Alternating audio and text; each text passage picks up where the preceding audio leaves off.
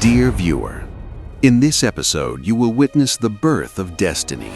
A man who did not dream of a crown, he knew it belonged to him. Aegon Targaryen, the First, the future conqueror of the Seven Kingdoms.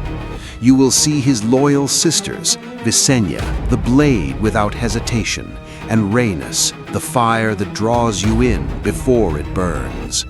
You will see dragons, not beasts, but judgment lifted into the sky. A world that does not yet know it is doomed. And a decision spoken quietly, yet powerful enough to change everything. This is not war. This is the silence before the storm. When the world remembers Valyria, it remembers fire. Cities razed as a challenge to the gods. Towers meant to outlast centuries if centuries had chosen to spare them. And dragons, which were once not legend, but routine. But habits can be broken in a single day. And yet, one house survived the end of the empire. Aegon Targaryen left the capital together with his family, doing what Valyria considered impossible. He walked away by choice. We have already shown this in the previous episode, so now only a reminder, like the toll of a bell in darkness. His daughter, Daenys the Dreamer, foresaw the doom of Valyria before the world heard its scream. She dreamed of the ground splitting beneath the city, of the sea boiling from unbearable heat, of the air turning to ash. She awoke screaming, then sat by the window for a long time without moving. And when Aegon asked what she had seen, Daenys answered not like a child, but like a sentence passed. "Father, Valyria will be no more." He could have laughed, he could have punished her, he could have said that dreams were for the weak. But Aegon looked at his daughter and saw not fear, but knowledge. He did not leave because he was a coward. He left because for the first time in his life, he felt that fate had teeth. So my ancestors sailed to a god-forsaken, forgotten island, which strangers called nothing more than a rock in the sea, and Valyrians named Dragonstone. There they built a fortress worthy of Dragonlords, dark, sharp-edged, as if grown directly from the stone itself. And the descendants of Aegon settled within it, as if inside the tomb of their lost homeland. But a tomb is not always an end. Sometimes it is shelter. And when the doom came, when the world heard the distant roar of catastrophe, when word of Valyria's destruction spread as whispers through the markets of Essos, the Targaryens did not weep in public. They closed the gates of their fortress and remained silent, not out of indifference, out of understanding. Now they had only what they could hold by their own strength. Dragonstone was a place where the wind always sounded like a warning. Salt devoured metal, rain cut like needles, and the sea battered the cliffs as if trying to tear the island from the world. For many, this would have been the end. For the Targaryens, it became the beginning of a new life, a life lived on the edge. They did not become kings, they became Dragonlords, rulers of a fortress and its surrounding lands, small and poor by the standards of great kingdoms, but priceless to survivors of Valyria. To rule Dragonstone meant not to sit upon a throne. It meant keeping the fleet ready for storms and pirates, watching grain stores carefully because the island fed itself poorly, maintaining discipline among men who served not out of love but out of fear of dragons and Valyrian blood, and above all, preserving the dragons. The dragons were not merely power, they were proof that House Targaryen still lived. Every lord of Dragonstone knew one truth: if the dragons vanished, the house would become ordinary, and ordinary houses are broken and forgotten by the world. So life on the island was strict. Valyrian traditions did not dissolve in salt air, they hardened. The elders taught the young ancient words. Servants knew the order of steps, the order of bows, the order of silence. And even silver-haired children learned early their blood was not decoration, their blood was responsibility. After the doom, Daenerys the Dreamer was spoken of quietly, as if her gift were not a blessing, but a danger. Whispers moved through the narrow corridors of the fortress, that sometimes she stood upon the balcony, staring into the dark sea, as if seeing ships that were not there. That sometimes she closed her eyes and spoke words no one understood, and that her descendants occasionally inherited this shadow, waking in the night, naming people no one knew, and fearing fire not as pain, but as meaning. The Targaryens did not like to speak of weakness, but even they understood one thing. Sometimes the future is not a gift.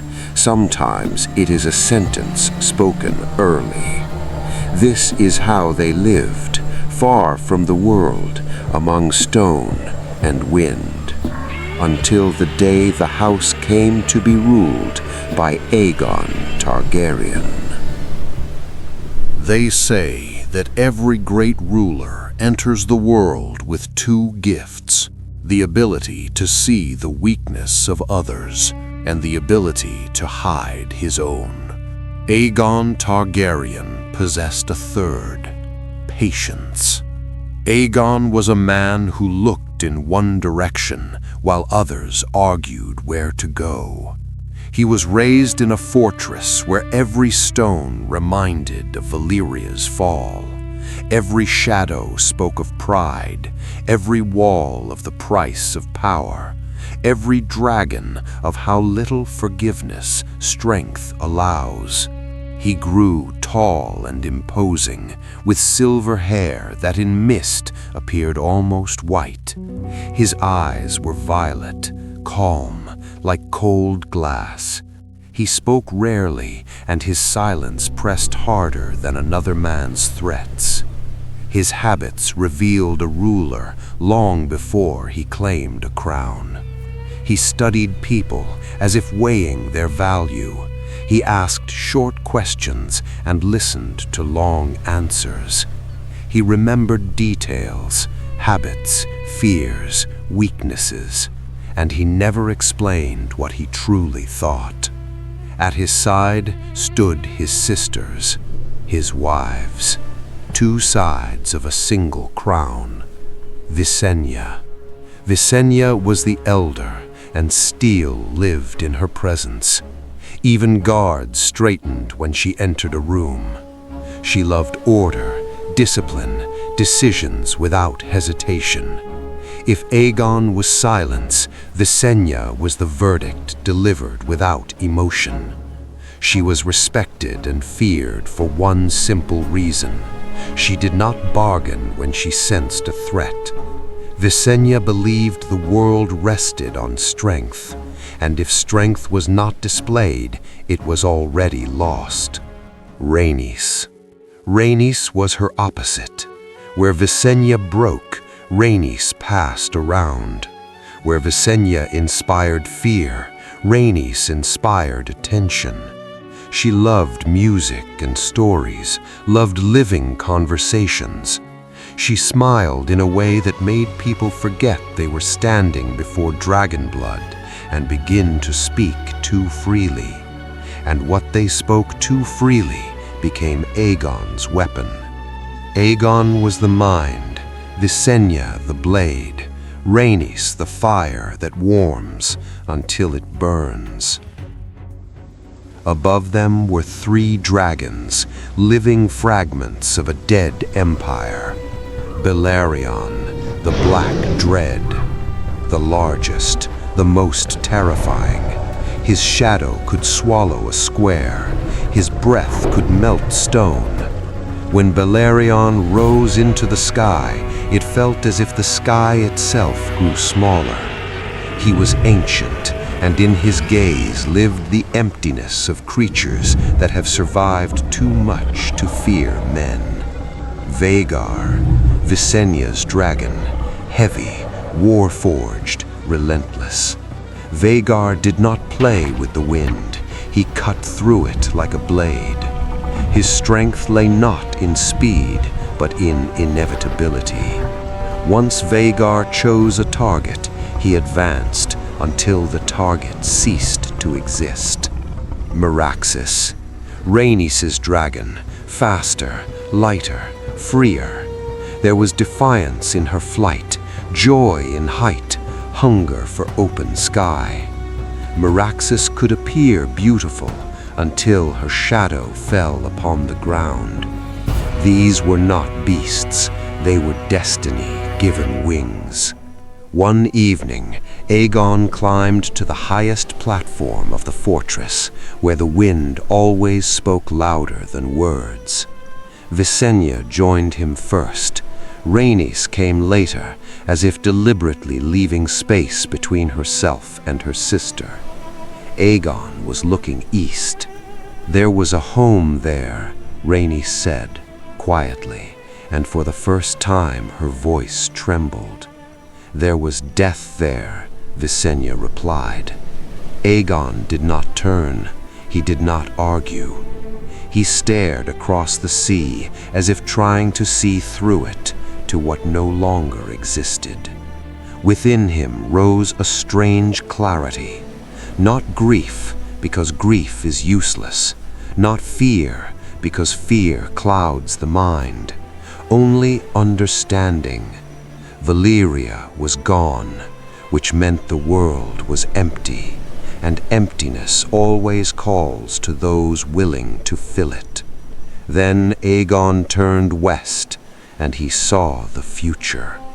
Westeros lay rich and blind, golden fields, mines heavy with metal and greed, castles that believed themselves eternal only because they had never burned.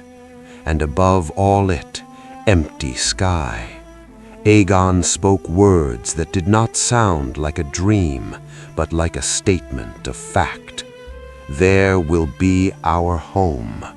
Rhaenys smiled, as if she had heard a song. Visenya narrowed her eyes, as if measuring a target. They did not ask why, they asked when. They did not fly as conquerors. There was no army behind them, no banners, no ultimatum carried on the wind. They flew as guests from a distant land, curious, almost indifferent. And in that restraint lay true power. From the height of dragonflight, Westeros revealed itself differently. Kings shrank, borders dissolved, castles lost their arrogance and became shapes of stone, placed where stone was convenient. The land exposed itself honestly. Rhaenys watched the roads and towns where people smiled faster than they reached for swords. She listened to the rhythm of markets, to laughter, to fear disguised as pride. Visenya studied mountain passes and river crossings, places where an army could die without ever meeting an enemy. She marked cliffs where retreat was impossible, and valleys where blood would gather like rainwater. Aegon saw everything. He did not comment, he did not correct, he remembered. Sometimes they descended lower, skimming the rivers until water reflected firelight from dragon wings. Sometimes they rose high above the mountains, where the air thinned and the world fell silent. Sometimes they circled castles so closely that men on the walls lifted their heads, uncertain whether they were witnessing a sign from the gods or the beginning of an ending. They did not land, they did not speak, they did not demand. They observed. In the north, they saw land too vast to conquer quickly, and people too hardened to break easily. In the west, they saw wealth so deep that it had begun to blind those who possessed it. In the reach, they saw abundance mistaken for safety. In the riverlands, they saw a kingdom stretched thin, ruled by men who did not understand the land beneath their feet. Everywhere they saw the same truth. Westeros was strong in pieces, but divided. And division always invites someone patient enough to wait. When they returned to Dragonstone, Aegon gave a single command. A map was to be made. Not a decorative piece for a hall, not a symbol, a tool. Stone tables were cleared, parchment was stretched and weighted, ink was prepared in silence.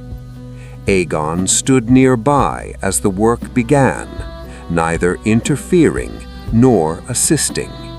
He watched. "Why do you not draw it yourself?" Rhaenys asked once, half smiling. "Because a hand may tremble, but a thought must not," Aegon replied.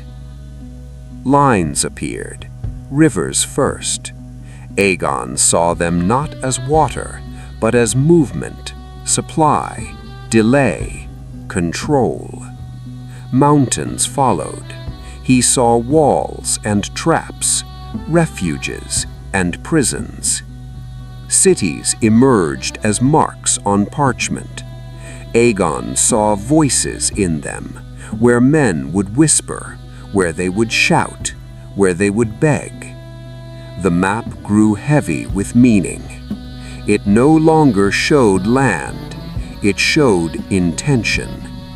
7 realms, 7 crowns, 7 rulers who believed themselves eternal.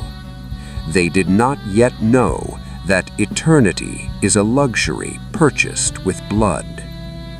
This was Aegon's personal map of Westeros, not as it was, but as it could be. Westeros was a kingdom that had not yet become a kingdom. 7 lands, 7 crowns, 7 prides that did not bow to one another. Together they formed a continent rich in history, blood, and ambition, yet ruled not by unity, but by ancient families who believed their power unshakable.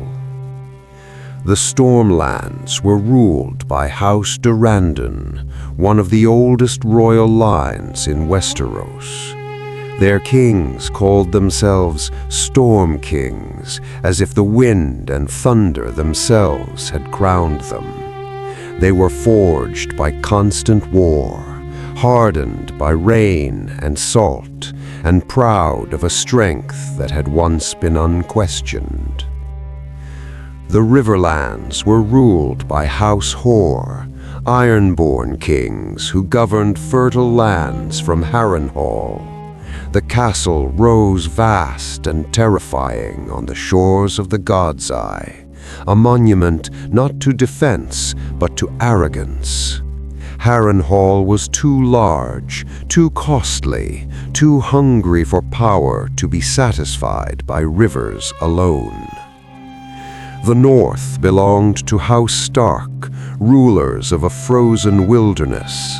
It was the oldest and largest of the kingdoms, shaped by cold, distance, and memory. The North trusted tradition more than promises, and did not fear threats it could not see. Dragons were stories told far away, and therefore easy to dismiss.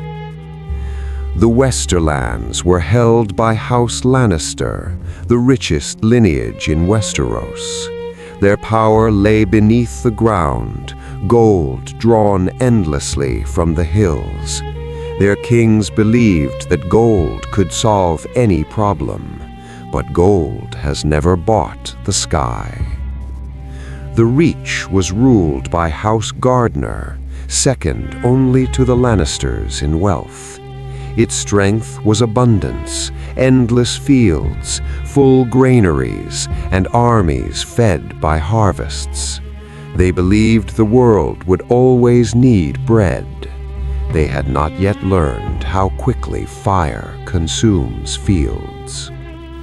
The Vale belonged to House Arryn. Their lands were protected by mountains so steep they seemed impassable, and by the Bloody Gate, where invading armies vanished as quietly as stones falling into a chasm. The Arryns believed themselves unreachable. And far to the south lay Dorne, ruled by House Martell, a land of sun and sand, heat and patience. The Dornish did not rush, they endured, and patience, when sharpened, is more dangerous than any blade. Together, these houses formed Westeros, a realm that did not yet know what greatness truly meant. But Aegon Targaryen would show them. Though the Durrandons called themselves Storm Kings, they were no more than a fierce gust in a changing wind. Their realm in the Stormlands had been declining year after year. Neighbors pressed their borders. Old strength faded into memory. But the greatest pressure came from the Ironborn. House Hoare, rulers of the Iron Islands, had extended their grasp into the Riverlands and ruled them from Harrenhal. The castle was vast and monstrous, a structure of fear and stone rising beside the God's Eye. Harrenhal was too large and too costly to justify ruling only rivers and fields. Such walls demanded an empire. King Argilac Durrandon knew the Ironborn were preparing another campaign. He knew it, and yet he could not allow himself to appear cautious. Argilac was a man of spectacle. He loved the sound of his own voice in the hall. He wore his crown as though the crown itself owed him loyalty. The trophies of his ancestors hung upon the walls, and each one whispered the same command: be louder, be stronger, be greater than those who came before. Argilac did not fear death. He feared humiliation. He wished not merely to preserve his house, but to restore fear to the name Durrandon. And so he chose to gamble everything. Argilac sent a trusted envoy to Dragonstone to seek the support of Aegon Targaryen and his dragons against his enemies. In return, he offered land and the hand of his daughter, Princess Argella. At his own court, this sounded wise, an alliance forged by marriage. Dragonfire turned into a weapon of the Stormlands.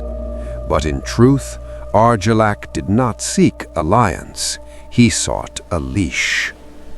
Aegon's answer shattered that illusion. He had no need of a wife. By Valyrian custom, he was already married to Visenya, and because Valyria permitted polygamy, he had also taken Rhaenys as his wife. To Westeros, this seemed barbaric. To the Targaryens, it was order. Aegon refused Argilac politely, coldly, without insult, as one declines a request, not a man. And with the refusal, he sent a counteroffer. Princess Argella's hand was to be given to his closest companion, and, by rumor, his illegitimate brother, Orys Baratheon. On Dragonstone, the proposal was practical, an alliance sealed by blood, without mixing the royal Valyrian line. In Storm's End, it was heard differently. Argilac did not hear an offer, he heard a slap. A bastard? My daughter? To a bastard? He would not admit that he feared dragons. He wanted the world to see that he feared no one. And so he chose a response that would echo longer than any speech. The answer crossed the sea in a box. Inside lay the hands of the messenger Aegon had sent with words of courtesy, along with a single message. These are the only hands your bastard will ever receive from me.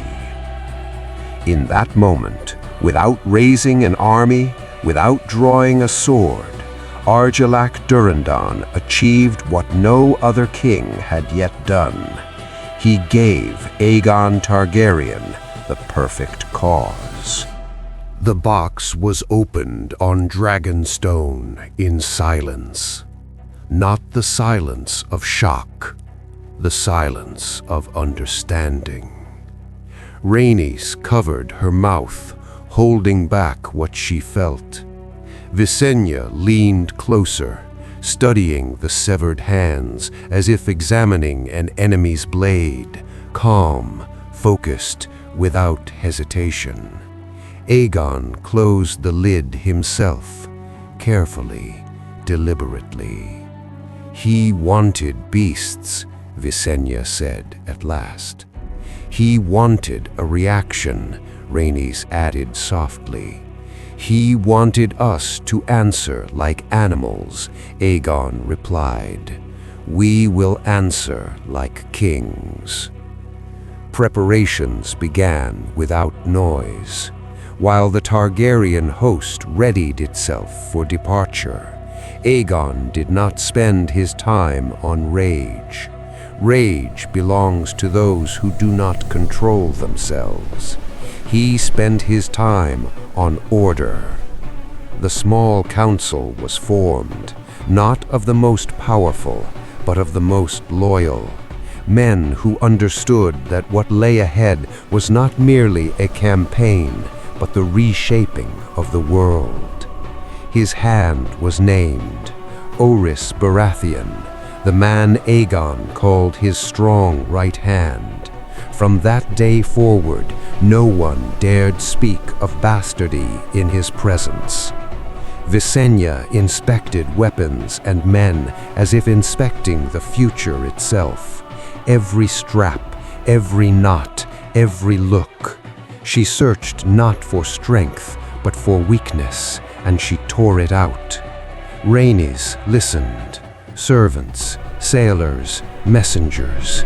She knew that rumors can be sharper than swords, and that fear travels faster than any army. and Aegon returned again to the map. He possessed only a rocky island and a handful of fields. Other kings commanded armies, fleets, and ancient castles, but the Targaryens had dragons and something no other house possessed: purpose. It was then, before banners were raised, before ships set sail, before a single sword was drawn, that Aegon made his final decision. He did not declare war, he declared a crown. The coronation was held without splendor, without crowds, without celebration.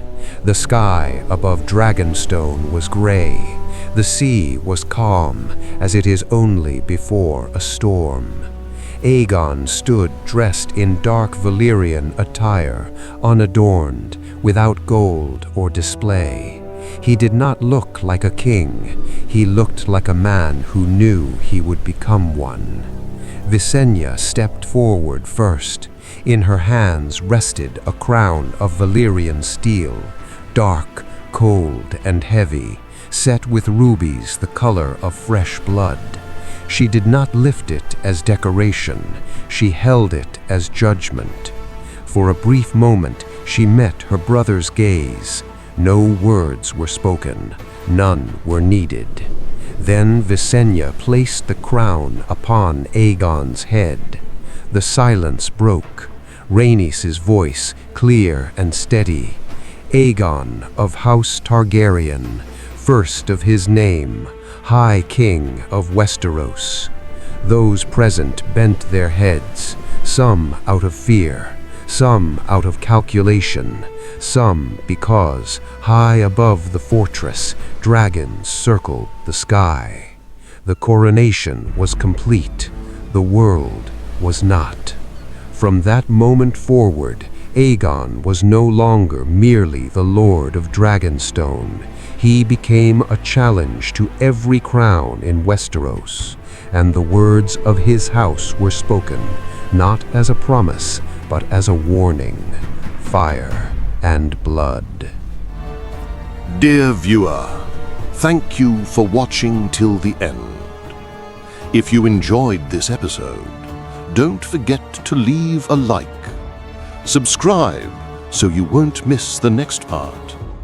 And tell me in the comments, what did you think of this story? What would you like to see in the next episode?